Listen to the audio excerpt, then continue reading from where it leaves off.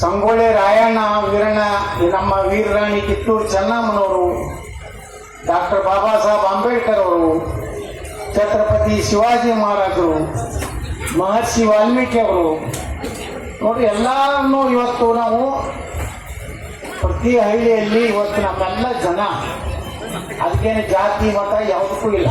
ಬಸವಣ್ಣವ್ರು ಬಂದರೆ ಎಲ್ಲ ಸಮುದಾಯರು ಕೊಡ್ತಾರೆ, ಸಂಗೊಳ್ಳಿ ರಾಯಣ್ಣ ಬಂದರೆ ಎಲ್ಲರೂ ಬಂದಿರ್ತಾರೆ, ಮಹರ್ಷಿ ವಾಲ್ಮೀಕಿರು ಬಂದರೆ ಎಲ್ಲ ಸಮುದಾಯದವ್ರು ಕೂಡಿ ಮಾಡ್ತೀವಿ. ಡಾಕ್ಟರ್ ಬಾಬಾ ಸಾಹೇಬ್ ಅಂಬೇಡ್ಕರ್ ಅವರ ಕಾರ್ಯಕ್ರಮ ಇವತ್ತೆಲ್ಲ ಕಡೆನೂ ಎಲ್ಲರೂ ಕೂಡಿ ಮಾಡ್ತಾ ಇದ್ದೀವಿ. ಇದಕ್ಕೆಲ್ಲ ಮೂಲ ಕಾರಣ ನಮ್ಮ ಪೂಜ್ಯರು ಹಿರಿಯರು ಸಾವಿರಾರು ವರ್ಷಗಳಿಂದ ಸಮುದಾಯದಲ್ಲಿ ಏನು ಕ್ರಾಂತಿ ಮಾಡಿದ್ರು, ಸಮಾನತೆಗಾಗಿ, ನಮ್ಮ ಹೆಣ್ಣು ಮಕ್ಕಳಿಗೆ ಸಮಾನ ಹಕ್ಕು ಕೊಡೋದ್ರ ಸಲುವಾಗಿ, ಅಸ್ಪೃಶ್ಯತೆಯ ನಿವಾರಣೆಗಾಗಿ, ಜಾತಿಗಳ ನಡುವಿನ ಕಲಹವನ್ನ ಬಿಟ್ಟು ನಾವೆಲ್ಲರೂ ಒಂದಾಗುವಂತ ಕಾಲ ಇವತ್ತು ರಾಜ್ಯದಲ್ಲಿ ಬಂದಿದೆ. ಇವತ್ತು ನೀವೆಲ್ಲ ನೋಡ್ತಾ ಇದ್ದೀರಿ, ಯಾವ ಹಳ್ಳಿಯಲ್ಲಿಯೂ ಸಹಿತ ಇವತ್ತು ಬಸವಣ್ಣವರ ಮೂರ್ತಿ ಕುಡಿಸೋದಾಗಲಿ, ಅನೇಕ ಕಡೆ ನಾವು ಶಿವಾಜಿ ಮಹಾರಾಜರ ಮೂರ್ತಿ ಉದ್ಘಾಟನೆಗೆ ಹೋಗ್ತೀವಿ, ಸಂಗೊಳ್ಳಿ ರಾಯಣ್ಣರ ಮೂರ್ತಿ ಉದ್ಘಾಟನೆಗೆ ಹೋಗ್ತೀವಿ, ಬಾಬಾ ಸಾಹೇಬ್ ಅಂಬೇಡ್ಕರ್ ಅವರ ಮೂರ್ತಿ ಉದ್ಘಾಟನೆಗೆ ಹೋಗ್ತೀವಿ. ಭಗೀರಥ, ಈ ಭೂಮಿಗೆ ಗಂಗೆಯನ್ನು ತಂದಂಥವ್ರು ಯಾರು? ಮಹರ್ಷಿ ಭಗೀರಥ.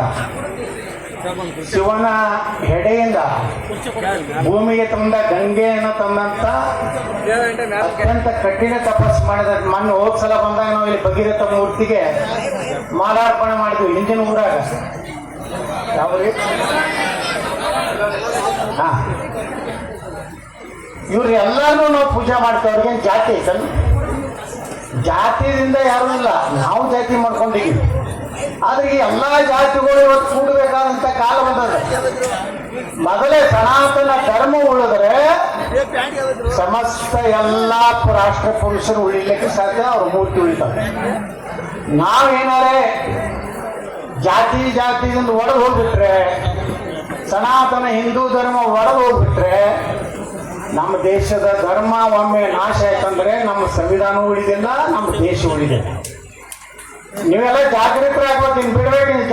ಜಾತಿ ವ್ಯವಸ್ಥೆ ನಮ್ಮನ್ನ ಇವತ್ತು ನೋಡಿ ಎಷ್ಟು ದೊಡ್ಡ ಪ್ರಕರಣಗಳು ಈ ದೇಶನಾಗ ಹೇಳಕತ್ತವ. ಲವ್ ಜಿಹಾದ್, ಕಾಶ್ಮೀರದಲ್ಲಿ ಆದಂತ ಘಟನೆ, ಇವತ್ತು ಕೇರಳದಲ್ಲಿ ಏನ್ ನಡೆದಿದೆ, ಪಶ್ಚಿಮ ಬಂಗಾಳದಲ್ಲಿ ಏನ್ ನಡೆದಿದೆ ನೋಡಿ. ಪಶ್ಚಿಮ ಬಂಗಾಳದಲ್ಲಿ 1 ಕೋಟಿ ಪಟ್ಟಿ ಬರ್ತದಾರು ಎಲ್ಲಿಯವರು ಬಾಂಗ್ಲಾದೇಶದಿಂದ ಬಂದು.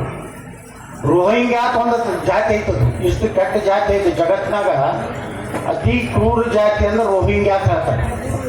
ಅವ್ರನ್ನೆಲ್ಲ ನಮ್ಮ ದೇಶದಾಗ ಇವತ್ತು ಬೆಂಗಳೂರಿನಾಗ ಇವತ್ತು ಎಷ್ಟೋ ಜನ ಈ ದೇಶದ ಪಾಸ್ಪೋರ್ಟ್ ಇಲ್ಲ, ಈ ದೇಶದಲ್ಲಿ ಮುಸುಳಿ ಬಂದು ಇವತ್ತು ಹಿಂಗೇ ನಾವು ಬಿಟ್ಕೊಂಡು ಹೋದರೆ, ಹಿಂಗೇ ನಾವು ಸಮಾಜದಲ್ಲಿ ನಾವು ಒಕ್ಕಟ್ಟನ್ನು ಆಗದೇ ಇದ್ರೆ ಬಹುಶಃ ಕರ್ನಾಟಕನೂ ಕಾಶ್ಮೀರ ಆಗೋದ್ರಲ್ಲೇ ಏನು ದೊಡ್ಡ ಸಮಯ ಇಲ್ಲ. ನಾವು ಜಾಗೃತಿ ಆಗ್ಬೇಕಾಗಿತ್ತು. ಇವತ್ತು ಜಾಗೃತಿ ಆಗಿತ್ತು ಅಂತ ಹೇಳೇನೆ ಇವತ್ತು ನೋಡಿ ನಾವು ಬರುವಂತ ಕಾರ್ಯಕ್ರಮದಲ್ಲಿ ಇಲ್ಲಿ 4-5 ಸಾವಿರ ಜನ ಸೇರ್ಯಾರ. ಖರೆ ಅಂದ್ರೆ ಮುಂಜಾನೆ ಬರಬೇಕಾಗಿತ್ತು. ಅದು ಮುಂಜಾನೆ ನಮ್ಮ ಬಿಜಾಪುರದಲ್ಲಿ ಸಿಕ್ಕಾಪಟ್ಟೆ ಕಾರ್ಯಕ್ರಮ ಇದ್ದು ಪಾಪ ಈ ಭಾಗದ ಶಾಸಕರು ಬಂದು ಹೋದ್ರು. ಆದರೆ ನಮಗೆ ಆ ಟೈಮಿಗೆ ಬರ್ಲಿಕ್ಕೆ ಆಗಲಿಲ್ಲ. ಯಾಕಂದ್ರೆ ನಾವೆಲ್ಲರೂ ಇವತ್ತು ಜನ ಜಾಗೃತಿ ಆಗ್ತದೆ. ಅದರಲ್ಲಿ ವಿಶೇಷವಾಗಿ ನಮ್ಮ ಯುವಕರು ಅದು ಗೊತ್ತಾಗ್ತದೆ ಜಗತ್ತಿನಾಗ ಏನು ನಡೆದಿದೆ, ಹೆಂಗೆ ವರ್ಲ್ಡ್ ವಾರ್ ನಡೆದಂಗೆ ನಡೆದೈತೆ. ಆದ್ರೆ ನಮ್ಮ ದೇಶಕ್ಕೇನೂ ಆಗಲಾಗೈತಿ. ನಾವು ಆರಾಮಿದ್ದೀವಿ, ಸುರಕ್ಷಿತ.